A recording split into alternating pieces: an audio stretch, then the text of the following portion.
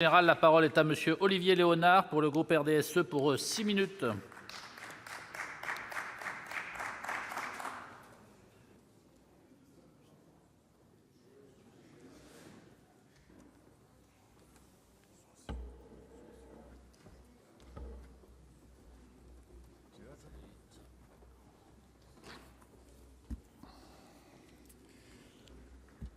Monsieur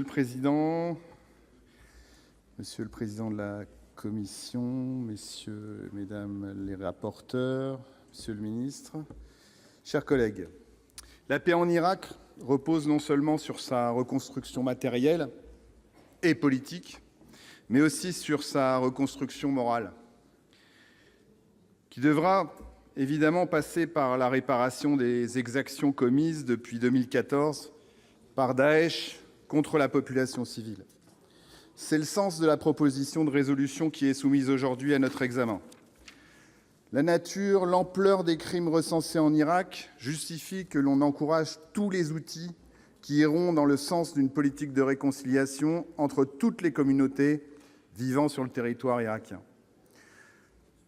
Ai-je besoin de rappeler ici l'horreur des actes perpétrés par les djihadistes, de rappeler les meurtres, les tortures, les déplacements forcés, les viols, la réduction en esclavage de milliers d'hommes et de femmes?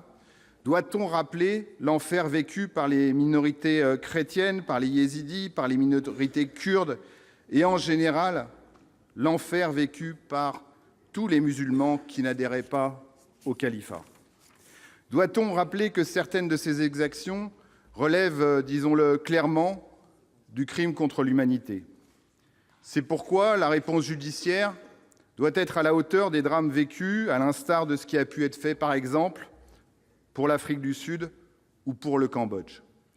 Nous savons que ces grands moments de vérité judiciaire permettent à la fois de satisfaire des attentes individuelles, mais également de refonder une mémoire collective apaisée par le sceau de la justice, une étape nécessaire au retour à l'apaisement et à la paix. Dans cette perspective, et sachant que l'Irak ne reconnaît pas la Cour pénale internationale, il me semble qu'un mécanisme de justice transitionnelle à dimension internationale est l'une des réponses que l'on peut apporter aux victimes.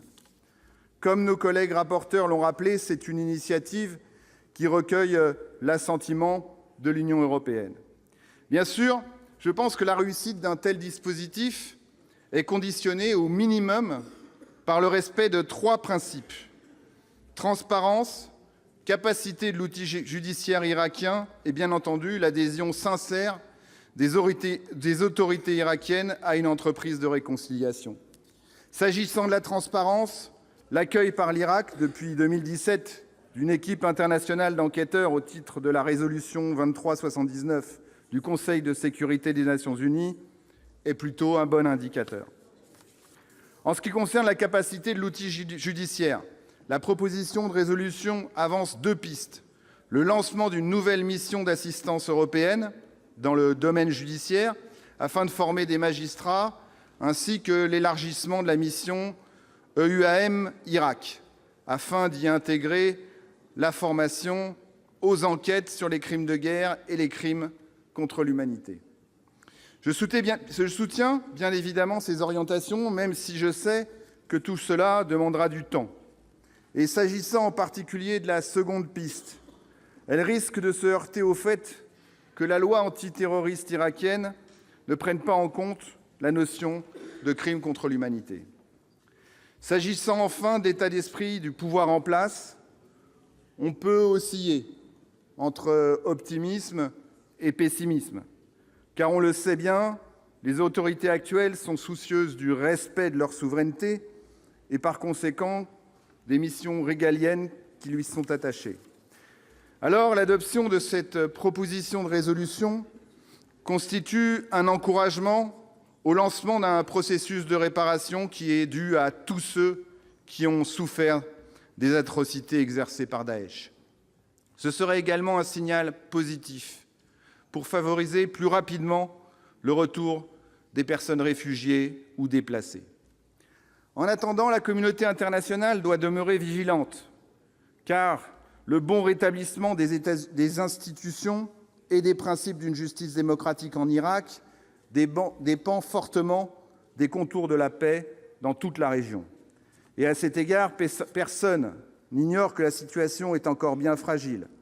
Que ce soit en Syrie ou en Irak, la reconquête des territoires ne signifie pas la fin du terrorisme islamiste. Alors oui, nous devons soutenir toutes celles et ceux qui ont été et qui seront et qui sont encore aujourd'hui nos meilleurs alliés contre Daesh. Je pense évidemment aux Kurdes, le peuple kurde, qui s'est battu en première ligne sur tous les fronts et qui a remporté de grandes victoires contre le terrorisme islamique en Irak comme en Syrie. Alors oui, si nous en sommes là aujourd'hui, c'est surtout grâce à eux, il ne faut jamais l'oublier. En début de l'année dernière, lors des attaques menées par le gouvernement turc à Afrin, je vous avais déjà fait part de mon indignation. Et à cette époque, les troupes américaines étaient encore présentes et la Turquie devait forcément en tenir compte.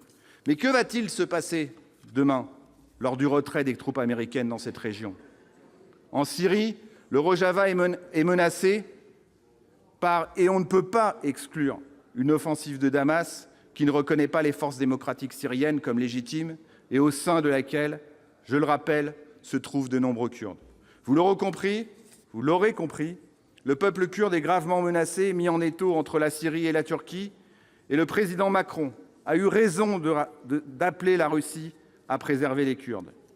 Chers collègues, si nous voulons encourager une paix durable dans cette région du monde, nous ne pourrons pas le faire en tournant le dos au peuple kurde. La communauté internationale ne doit pas faire preuve d'amnésie. Elle ne doit pas oublier ses alliés. Elle ne doit pas abandonner celles et ceux qui ont combattu victorieusement contre les djihadistes, que ce soit à Raqqa ou à Kobané. J'ajouterai que les Kurdes continuent à lutter contre Daesh dans la vallée de l'Euphrate et de quelques djihadistes tiennent encore des positions stratégiques. Merci en tout cas.